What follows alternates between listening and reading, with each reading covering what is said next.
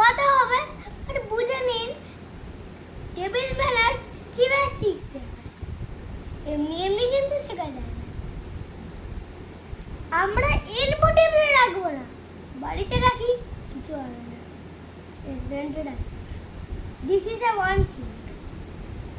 আমরা ঢেকুর তুলবো না, তাতে কারোর অসুবিধা হতে পারে। Two thing.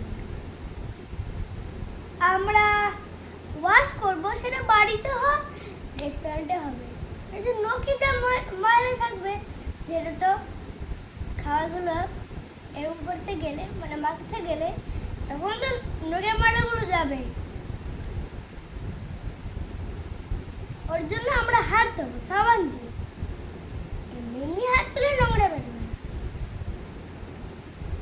বাট আমি নোংরা বলছি, আমি কিন্তু ফাঙ্গাস বলছি না। ফাঙ্গাস ওটা আবার আগুনে পুড়িয়ে করতে হবে। আমি ফাঙ্গাসের কথা বলছি না, আমি নোংরার কথা বলছি। নোংরা ফাঙ্গাস অন্য জিনিস। এগো, এবার এগো। আমরা টক করবো না যখন আমরা চু করবো ফুডটা নিয়ে। কেন হচ্ছে, কি আওয়াজ হবে, কি আওয়াজ হবে, অন্য লোকের অসুবিধা হবে।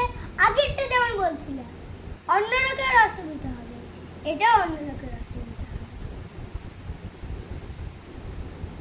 ওর জন্য আমি কি বললাম প্রথমে, যে এমনি এমনি টেবিল ম্যানার্স শেখা যায় না। কোনো জিনিসই এমনি এমনি শেখা যায় না, শিখলে তবে হয়।